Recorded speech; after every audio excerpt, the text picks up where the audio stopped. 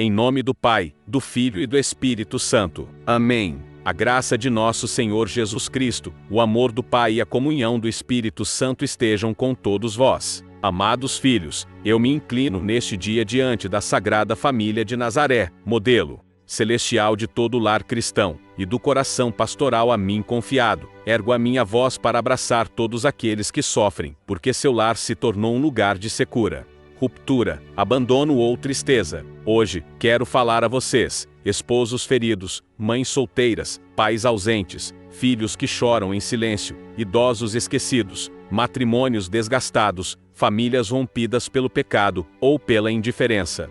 Venho como pastor de almas, para suplicar que restauremos o altar no coração de cada lar, porque quando a casa se torna um deserto, somente o Espírito Santo pode fazer as flores brotarem novamente em meio ao pó. Sim, meus filhos, vivemos em tempos nos quais muitos lares já não têm oração, já não têm bênçãos, já não têm a paz que vem do alto. Perdeu-se o hábito de fazer o sinal da cruz ao sair, do terço em família, da leitura do Santo Evangelho juntos, de frequentar a missa dominical como família. E onde o incenso da oração sobe mais, a fumaça do mundo entra. Onde o nome de Jesus não é pronunciado, outros nomes tomam o trono. Onde não há altar, erguem-se trincheiras. É por isso que, deste altar principal, falo a vocês hoje com a urgência de quem vê a dor, mas também com a esperança de quem crê que a graça pode restaurar tudo. O lar foi o primeiro santuário da história. Antes que houvesse templos de pedra,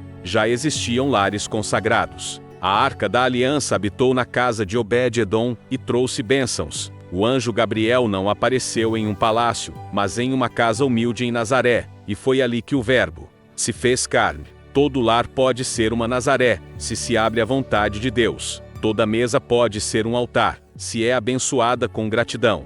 Todo leito pode ser uma manjedoura, se nele há ternura, pureza e fidelidade. Mas para que isso aconteça, é necessário reacender a chama que se apagou, ungir as vergas de nossas portas com o sangue do Cordeiro, como nossos pais no Egito, para dizer novamente com fé: esta casa pertence ao Senhor. Tenho viajado por muitos lugares do mundo, e vi lares sem esperança, casas belas por fora, mas vazias por dentro. Lares onde já não há oração, onde os filhos não conhecem São José, onde a Virgem já não tem um lugar, onde a Eucaristia se tornou uma lembrança distante. E cada vez que vejo esse abandono, algo em minha alma se parte, porque a família é o coração pulsante da igreja. Se a família se rompe, a igreja sofre. Se a família reza, a igreja renasce. Se a família ama, o mundo é curado. O Catecismo da Igreja Católica nos ensina, no número 2220, que a família cristã é uma comunhão de pessoas, um sinal e uma imagem da comunhão do Pai, do Filho e do Espírito Santo. E como uma família pode refletir essa comunhão, onde já não há perdão, onde o egoísmo reina, onde cada membro vive para si mesmo, onde a televisão substituiu o diálogo, onde as redes sociais substituíram o rosto do outro? Meus filhos, não estamos condenados à divisão. A graça é mais forte que qualquer ruptura, mas é preciso deixar Cristo entrar. É preciso convidá-lo de volta à mesa, colocar uma imagem da Virgem Maria no centro do lar, voltar a benzer a água, voltar a beijar o crucifixo antes de dormir. Coisas pequenas, mas que abrem grandes portais para o céu. Quando o lar se torna deserto, é porque a água viva parou de fluir. Mas Cristo, a fonte inesgotável, está disposto a fazer jorrar rios em meio à terra rachada. Basta um ato de fé, um ato de humildade. Um pai que diz: filho, perdoe-me. Uma esposa que diz: vamos rezar juntos. Um filho que pergunta: mãe, quem é São Francisco? Uma avó que pega o terço e diz: hoje, vamos rezá-lo em família. Assim começam as restaurações, com barulho, mas com fidelidade. Não com grandiosidade, mas com ternura. Não com teorias, mas com gestos. Lembro-me das palavras de São João Paulo II, quando disse que o futuro da humanidade passa pela família. Não pela política, não pela economia, mas pela família. E se o inimigo quer destruir algo, ele não começa com os governos, mas com os lares, porque ele sabe que uma família que reza unida é mais poderosa que um exército. Por isso, vocês, pais, não renunciem à sua missão de serem sacerdotes do lar. Vocês, mães, não deixem de ser as primeiras catequistas. Vocês, filhos, não se esqueçam de honrar os pais. É um mandamento, não uma opção. E vocês, avós, não deixem de transmitir a fé, como Santa Ana e São Joaquim fizeram com a Virgem Maria. Hoje, quero convidá-los a um profundo exame da alma familiar. Qual é o altar da minha casa? É a televisão? É o celular? É o dinheiro? Ou é o Sagrado Coração de Jesus? Que imagens estão nas paredes? Que palavras são ditas à mesa? Que exemplos nossos filhos veem? A conversão começa quando paramos de olhar para fora e começamos a olhar para dentro, quando reconhecemos que precisamos voltar ao início, voltar ao primeiro amor, voltar à aliança sagrada que um dia uniu nossas mãos diante do altar. Voltar à voz que um dia disse: o que Deus uniu, o homem não separe. Filhos, o lar não é perfeito porque não é feito de anjos, mas pode ser santo se for feito de perdão. Nenhuma família está livre de conflitos, nem mesmo a Sagrada Família esteve isenta de provações. Mas, em meio a tudo, eles permaneceram unidos porque colocaram Deus no centro, porque deixaram que o silêncio, a oração e a obediência fossem a linguagem da alma. E nós também podemos fazer isso. Podemos começar hoje, não importa quantas ruínas existam. E se você está ouvindo isso de um lugar de solidão, se vive sozinho, se sua família se desfez, se não tem com quem rezar, quero lhe dizer que você não está excluído. Você também pode erguer um altar em seu quarto, pode acender uma vela, pode rezar por seus filhos, mesmo que estejam longe, pode se consagrar à Virgem, pode pedir a São José que reconstrua com suas mãos de carpinteiro o que o pecado destruiu, porque para Deus nada é impossível. E você, mesmo estando só, é família da Igreja, é parte desta comunhão universal que reza com você e por você. Com esta homilia, não quero acusar, mas despertar. Não venho para apontar, mas para convidar. Convidar a todos a olharem novamente nos rostos uns dos outros com ternura, a levantarem o terço de família que caiu debaixo do sofá, a tirar o pó da Bíblia que repousa esquecida numa prateleira, a acender a vela do Sagrado Coração na cozinha, a abençoar os filhos na saída, a pegar na mão do cônjuge e dizer: vamos em frente, Deus está conosco, porque, se Ele está, Ele nunca partiu. E hoje, deste altar, eu lhes digo que o lar pode, mais uma vez, ser um santuário. E assim, deste altar vivo que é a palavra proclamada do coração, eu me inclino diante de cada família presente ou dispersa, visível ou silenciosa, ferida, ou ainda fiel, e coloco sobre o incensário desta pregação o anseio mais profundo da minha alma, que o fogo não se apague, que, mesmo no pó, haja uma faísca, que, mesmo entre as paredes que endureceram, o perdão possa florescer. Porque se apenas uma família voltar seu rosto para o céu, então o céu já desceu sobre a terra. Se apenas uma mesa for abençoada novamente antes do pão, se apenas uma mãe voltar a ensinar a seu filho o nome de Jesus, se apenas um pai voltar a tomar o terço em suas mãos, então a igreja é reavivada por dentro, como uma árvore que volta a dar frutos ao receber a luz. Que nenhuma família se sinta longe do amor de Deus. Que nenhum lar, por mais abandonado que esteja, acredite que foi esquecido pelo céu. O olhar de Cristo penetra as paredes, a ternura de Maria alcança até a cozinha mais humilde, a intercessão de São José abençoa até mesmo nas casas onde ninguém mais crê, porque onde há silêncio, Deus fala, onde há vazio, Ele preenche, onde há fissura, Ele reconstrói, e onde há deserto, Ele faz brotar água viva. Continuemos. O altar da família não é uma ideia distante, mas uma verdade viva, sustentada pela revelação e pelo magistério. Continuemos caminhando sob esta luz que não se apaga, como quem avança com os pés no chão, mas com a alma acesa pela eternidade que já habita entre nós. Desde o início da revelação, Deus escolheu a família como o lugar sagrado, onde o coração do ser humano é moldado.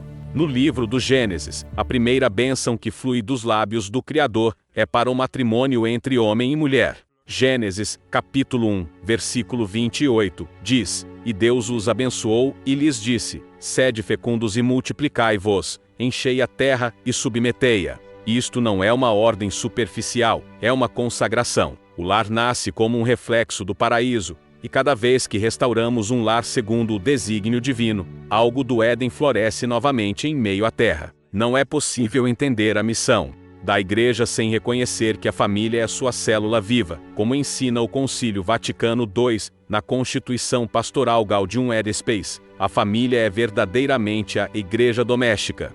Ali, o nome de Deus é ouvido pela primeira vez. Ali, se aprende a rezar. Ali, se recebe o amor como um antegozo do amor divino. Não se pode construir uma igreja forte com famílias fracas. É por isso que o inimigo das almas não ataca primeiro os altares principais, mas os altares do lar, porque sabe que, se destruir a oração em casa, enfraquece o testemunho na comunidade, e se quebrar o vínculo entre pais e filhos, sabota a transmissão da fé. O Santo Evangelho segundo São Lucas, capítulo 2, versículo 51, narra como Jesus voltou com Maria e José para Nazaré, e vivia sujeito a eles. Ali, naquele lar humilde, o Filho de Deus aprendeu o trabalho, a obediência, o silêncio, a ternura. Ele não precisou de palácios ou riquezas. Seu altar era a mesa, seu templo era a carpintaria, sua escola era o coração de Maria. E se o Verbo eterno quis ser santificado em uma família, como podemos não entender que todo lar é chamado a ser morada de Deus? O Catecismo da Igreja Católica, no número 1656, ensina que o lar cristão é o lugar onde os filhos recebem o primeiro anúncio da fé. É o espaço onde floresce a educação moral, espiritual e afetiva. Mas hoje, com dor, notamos que muitos lares já não proclamam a fé. Foram colonizados por uma cultura que idolatra o conforto, que dissolve o compromisso, que despreza o sacrifício. Uma cultura que propõe o individualismo como liberdade, a ruptura como um direito e o silêncio espiritual como progresso. E assim, os altares familiares se tornaram ruínas. Mas nem tudo está perdido, porque onde o amor morreu, Cristo pode ressuscitá-lo, e onde o altar desabou, o Espírito Santo pode erguê-lo com pedras novas. São João Paulo II, em sua exortação apostólica Familiaris Consortio, proclama firmemente que a família tem uma missão eclesial. Não é apenas um vínculo natural, é um sacramento vivo, é um sinal do amor entre Cristo e a Igreja. É por isso que, toda vez que um esposo perdoa, toda vez que uma mãe oferece seu cansaço, toda vez que um filho reza por seus pais, o mistério de Cristo se faz presente naquele lar. Estas não são ações pequenas, são gestos sacramentais, são liturgias domésticas. E onde há amor em nome do Senhor, o céu se derrama sobre a terra. Comove-me particularmente a passagem do Santo Evangelho segundo São João, capítulo 2, quando Jesus é convidado para as bodas de Caná.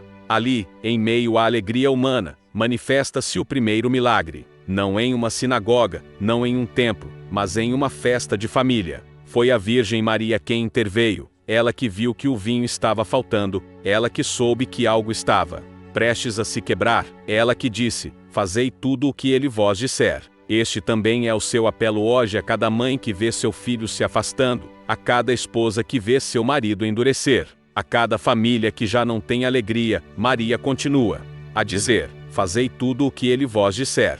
E quando há obediência, mesmo que restem apenas jarras vazias, Jesus transforma a água em vinho, e a festa renasce. Em minha oração, como sucessor de Pedro, apresento a Deus os nomes de famílias desfeitas, pais que abandonaram, filhos que se perderam, casamentos desgastados pelo ressentimento, avós que já não são ouvidos. E sinto em minha alma a voz de Cristo dizendo, como em São Marcos, capítulo 5, versículo 41, Táleda cum, menina, levanta-te. Esta palavra não é apenas para os mortos, é para os lares adormecidos, para as promessas esquecidas, para os altares cobertos de poeira. O Senhor quer que eles se levantem, Ele quer dar-lhes vida novamente. Mas ele precisa de uma resposta. Ele precisa de alguém que diga: eis-me aqui, Senhor, restaura a minha casa. Faze tua morada novamente entre nós. Muitos me perguntam: Santo Padre, por onde começo se minha família está destruída? O que posso fazer se meu marido não crê? Se meus filhos não rezam? Se eu mesmo perdi a fé? E eu respondo com a certeza do Evangelho: comece com uma vela, um terço, uma confissão, uma bênção na porta, e você verá como a graça começa a se espalhar, como o fermento, como uma semente que cai em boa terra. O lar não é reconstruído com força humana. É reconstruído com docilidade ao Espírito Santo, com perseverança, com lágrimas oferecidas, com silêncios cheios de esperança. Os Santos nos mostram o caminho. Santa Uira de Cássia rezou por anos pela conversão de seu marido violento, e o Senhor agiu a seu tempo. Santa Mônica chorou por Santo Agostinho, e suas lágrimas regaram a terra onde germinou um doutor da Igreja. São Luís e Santa Zélia Motten educaram Santa Teresinha do Menino Jesus, não com palavras, mas com o exemplo. Cada um deles foi um altar vivo em seu lar. Cada um sofreu, esperou e ofereceu, e por isso suas famílias se tornaram luzes para o mundo. Então, você também pode fazer isso. Você não está sozinho, não está perdido. Sua fé, ainda que pequena, pode mover montanhas, porque, como diz São Paulo em sua carta aos Filipenses, capítulo 4, versículo 13, tudo posso naquele que me fortalece. Devemos redescobrir a dimensão eucarística do lar. Cada refeição partilhada pode ser uma extensão do banquete celestial. Cada abraço pode ser um sinal de comunhão. Cada perdão pode ser um eco da redenção. Mas para que isso aconteça, devemos voltar a invocar o nome de Jesus em voz alta. Devemos voltar a nos benzer com devoção. Devemos voltar a beijar o crucifixo.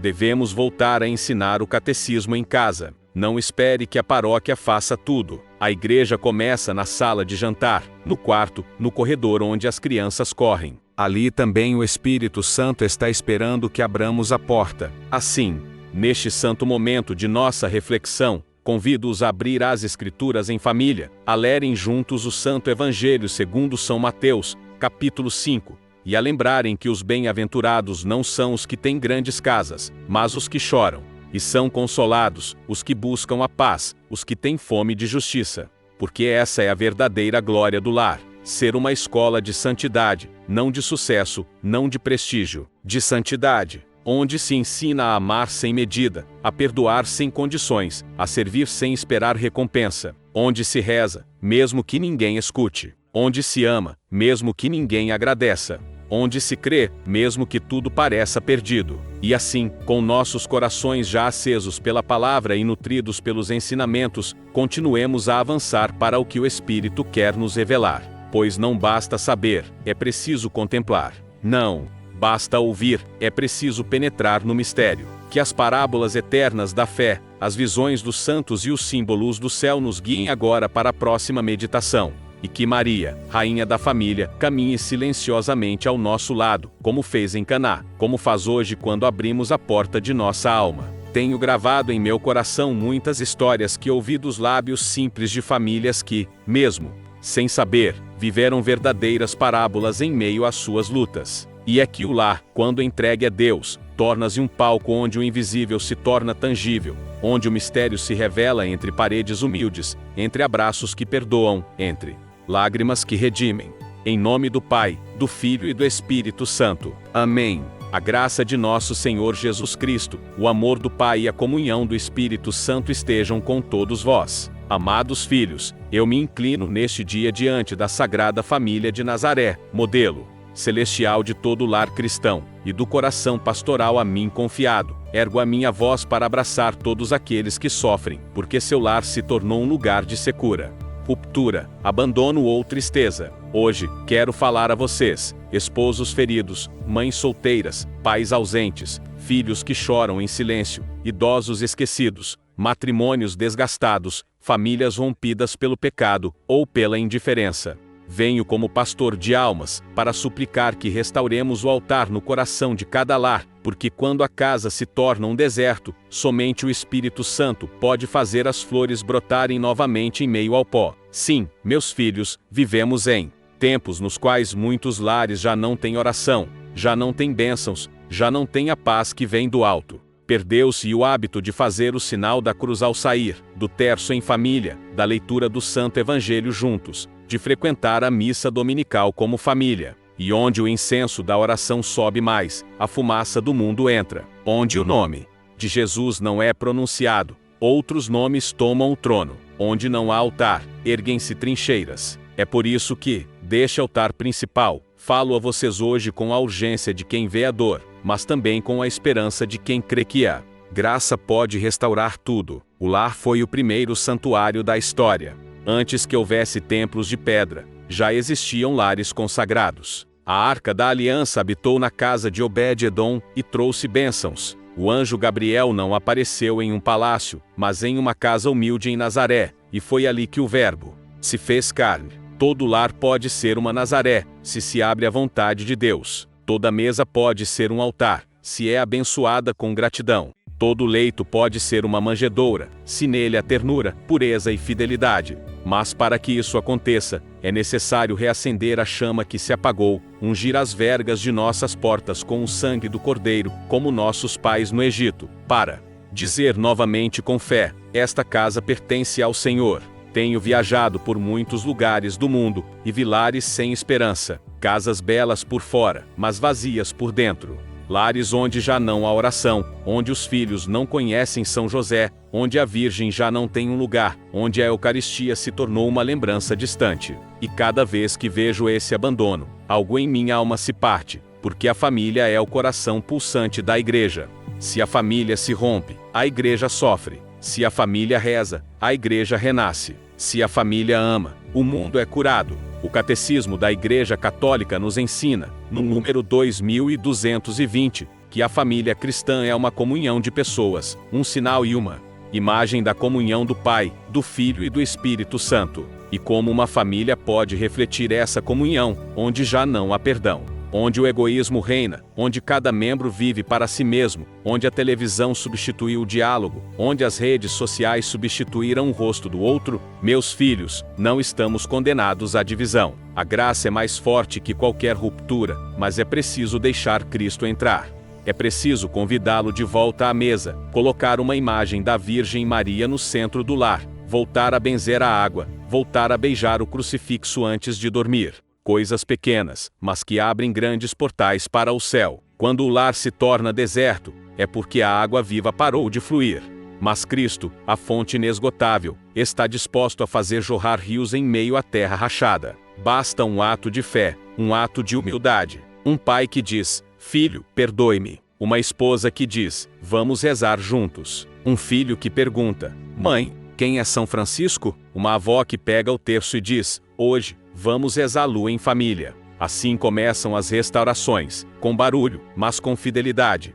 Não com grandiosidade, mas com ternura. Não com teorias, mas com gestos. Lembro-me das palavras de São João Paulo II, quando disse que o futuro da humanidade passa pela família. Não pela política, não pela economia, mas pela família. E se o inimigo quer destruir algo, ele não começa com os governos, mas com os lares, porque ele sabe que uma família que reza unida é mais poderosa que um exército. Por isso, vocês, pais, não renunciem à sua missão de serem sacerdotes do lar. Vocês, mães, não deixem de ser as primeiras catequistas. Vocês, filhos, não se esqueçam de honrar os pais. É um mandamento, não uma opção. E vocês, avós, não deixem de transmitir a fé, como Santa Ana e São Joaquim fizeram com a Virgem Maria. Hoje, quero convidá-los a um profundo exame da alma familiar. Qual é o altar da minha casa? É a televisão? É o celular? É o dinheiro? Ou é o Sagrado Coração de Jesus? Que imagens estão nas paredes? Que palavras são ditas à mesa? Que exemplos nossos filhos veem? A conversão começa quando paramos de olhar para fora e começamos a olhar para dentro, quando reconhecemos que precisamos voltar ao início, voltar ao primeiro amor, voltar à aliança sagrada que um dia uniu nossas mãos diante do altar. Voltar à voz que um dia disse: o que Deus uniu, o homem não separe. Filhos, o lar não é perfeito porque não é feito de anjos, mas pode ser santo se for feito de perdão. Nenhuma família está livre de conflitos, nem mesmo a Sagrada Família esteve isenta de provações. Mas, em meio a tudo, eles permaneceram unidos porque colocaram Deus no centro, porque deixaram que o silêncio, a oração e a obediência fossem a linguagem da alma. E nós também podemos fazer isso. Podemos começar hoje, não importa quantas ruínas existam. E se você está ouvindo isso de um lugar de solidão, se vive sozinho, se sua família se desfez, se não tem com quem rezar, quero lhe dizer que você não está excluído. Você também pode erguer um altar em seu quarto, pode acender uma vela, pode rezar por seus filhos, mesmo que estejam longe, pode se consagrar à Virgem, pode pedir a São José que reconstrua com suas mãos de carpinteiro o que o pecado destruiu, porque para Deus nada é impossível. E você, mesmo estando só, é família da Igreja, é parte desta comunhão universal que reza com você e por você. Com esta homilia, não quero acusar, mas despertar. Não venho para apontar, mas para convidar. Convidar a todos a olharem novamente nos rostos uns dos outros com ternura, a levantarem o terço de família que caiu debaixo do sofá, a tirar o pó da Bíblia que repousa esquecida numa prateleira, a acender a vela do Sagrado Coração na cozinha, a abençoar os filhos na saída, a pegar na mão do cônjuge e dizer: vamos em frente, Deus está conosco, porque, se Ele está, Ele nunca partiu. E hoje, deste altar, eu lhes digo que o lar pode, mais uma vez, ser um santuário. E assim, deste altar vivo que é a palavra proclamada do coração, eu me inclino diante de cada família presente ou dispersa, visível ou silenciosa, ferida, ou ainda fiel, e coloco sobre o incensário desta pregação o anseio mais profundo da minha alma, que o fogo não se apague, que, mesmo no pó, haja uma faísca, que, mesmo entre as paredes que endureceram, o perdão possa florescer. Porque se apenas uma família voltar seu rosto para o céu, então o céu já desceu sobre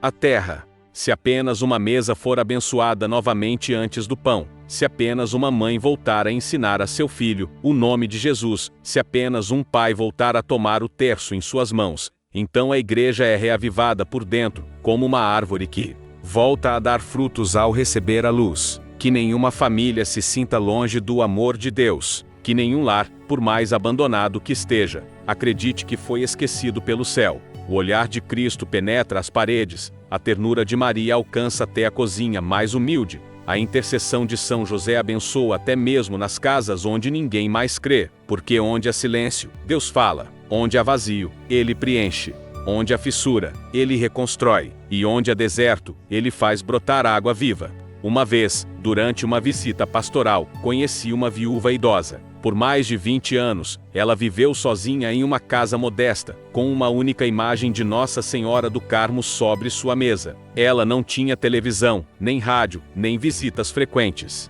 Apenas seu terço e uma toalha de mesa branca que ela estendia todos os dias, como se estivesse esperando por alguém.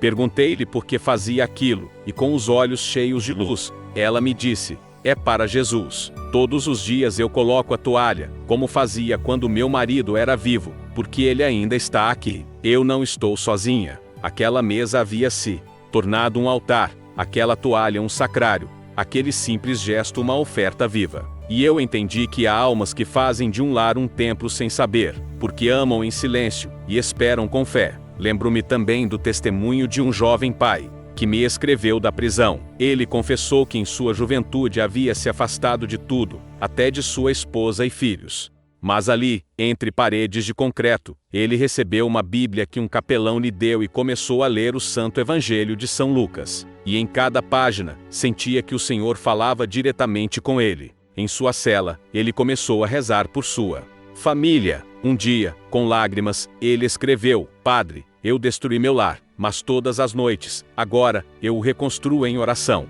Não tenho tijolos, mas tenho esperança. Sua cela se tornou um altar. Seu arrependimento, um sacrifício agradável a Deus. Sua oração silenciosa, o primeiro passo para que seu lar ressuscitasse no amor. Também não posso esquecer a história de um menino de apenas 7 anos que, ao ver sua mãe chorar pela ausência do pai, pegou um crucifixo de madeira e o colocou no meio da sala. Então, ele disse: Mãe, vamos falar com ele, já que o papai não está em casa. Aquele menino havia entendido o essencial, que quando todo o resto falta, Cristo é suficiente, que quando o lar está ferido, o altar é o remédio, que quando não há palavras, o silêncio cheio de fé se torna oração. Também as vidas dos santos nos dão símbolos sagrados que nos iluminam. São José, silencioso e forte, não deixou uma palavra escrita, mas deixou um exemplo. Ele não construiu templos, mas construiu um lar para o Salvador. Ele não fundou escolas, mas educou o Redentor.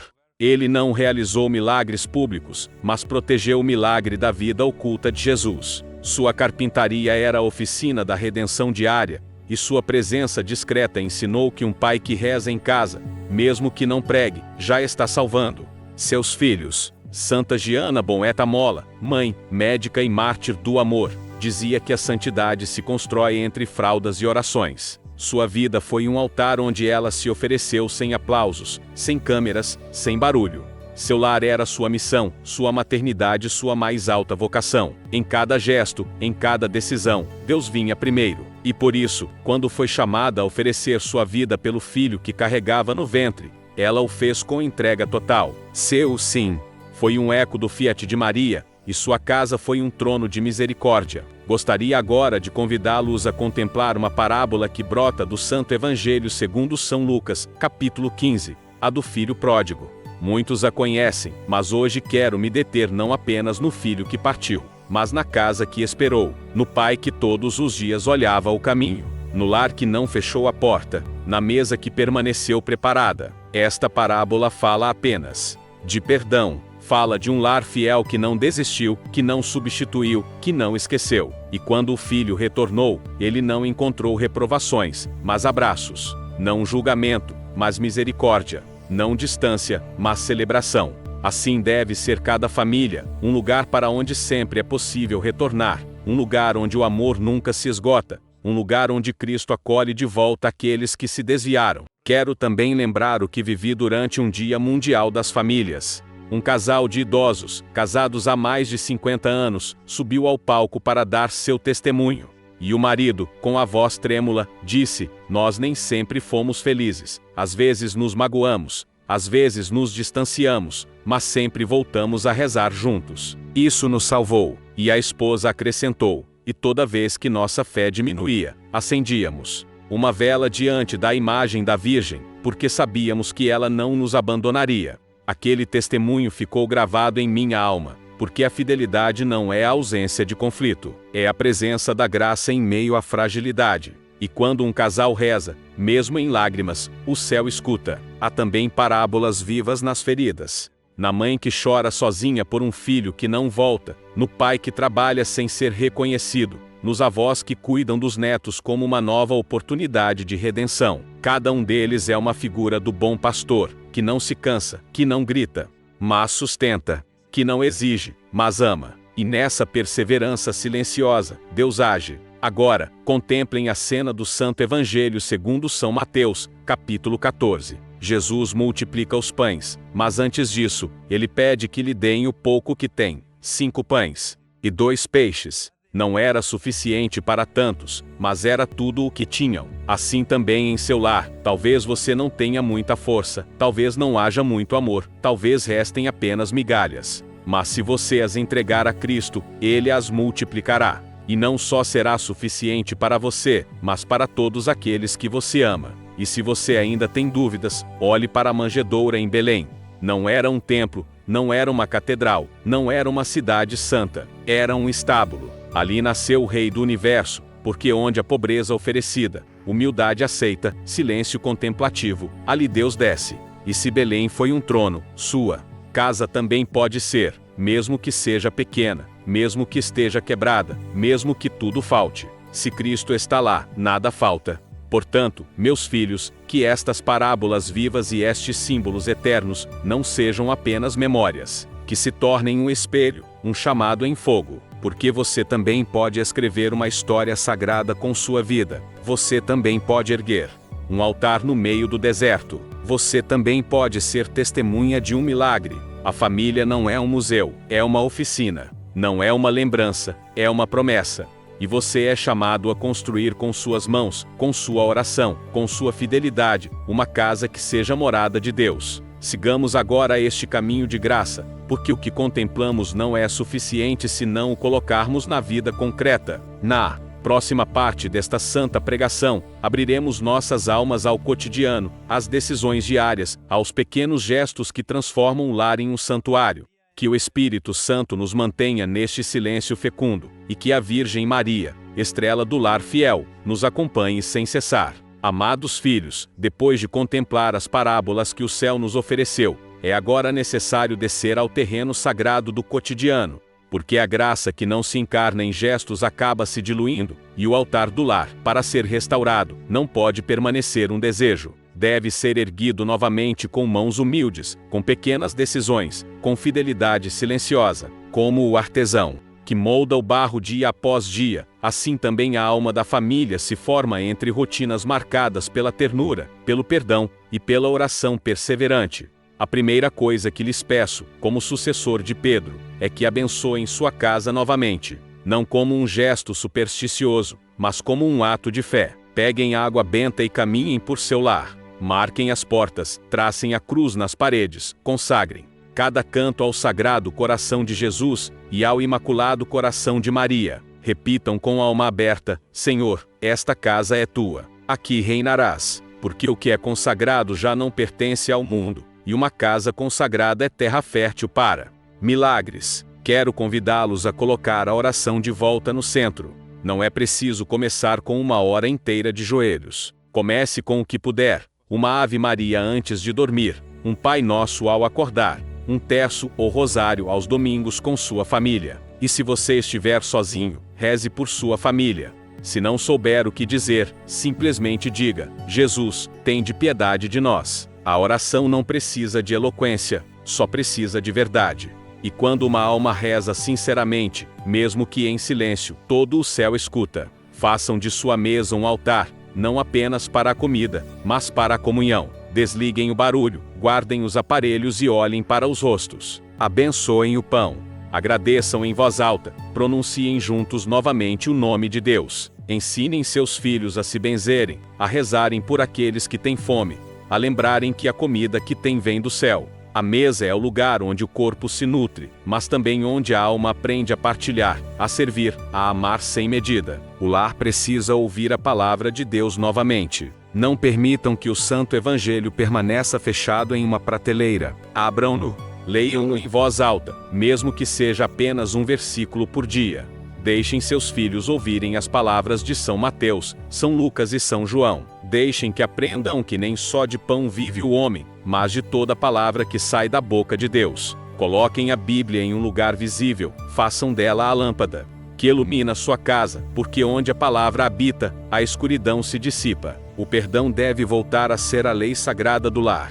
Não guardem rancores, não alimentem o orgulho, não adiem o abraço que pode curar. Às vezes, uma única palavra pode mudar tudo: perdoe-me. E às vezes, o silêncio cheio de ternura é mais eloquente que 1000 explicações. Ensinem a seus filhos que o erro não é o fim, mas uma oportunidade para crescer. E ensinem-lhes que o amor não se destrói por uma falha, mas se fortalece com o perdão sincero. Uma família que sabe perdoar é uma família que vive em estado de graça. Vão à Santa Missa em família. Que a Eucaristia seja o centro do domingo. Que o altar do templo renove o altar de sua casa. Não deem desculpas, não digam que não há tempo. O tempo dado a Deus é tempo multiplicado. E se não puderem comparecer fisicamente, unam seu coração espiritualmente. Ofereçam seu dia, seu trabalho, seu cansaço, porque Cristo não está longe. Ele habita onde o invocam com fé. Façam do terço uma corrente de graça que une todos os membros da sua família. Rezem com os filhos, mesmo que se distraiam. Rezem com o cônjuge, mesmo que ele resista.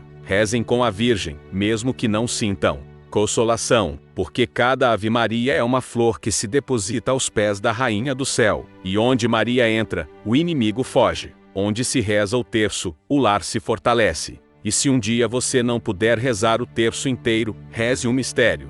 Se não puder falar, apenas segure-o em suas mãos, porque o terço não é apenas oração, é uma presença maternal. Vivam os sacramentos em família. A confissão não deve ser um rito esquecido, é remédio para a alma. Leve a si mesmo e a seus filhos ao encontro da misericórdia. Mostre que a fraqueza é motivo de vergonha, mas uma oportunidade de redenção. E se alguém em sua casa não acredita, não discuta, sirva, ame. Porque o testemunho silencioso, constante e fiel é mais forte que qualquer argumento. Não deixem os mais vulneráveis fora do lar. Os avós não são um estorvo. São raízes, são memória viva, são transmissores da fé. Respeitem-nos, envolvam-nos. E se você é um avô ou avó que reza na solidão, quero lhe dizer, sua oração sustenta gerações. Suas lágrimas silenciosas regam o futuro de sua família. Você não está esquecido. A igreja precisa de você, e o céu conta com você, todos os dias.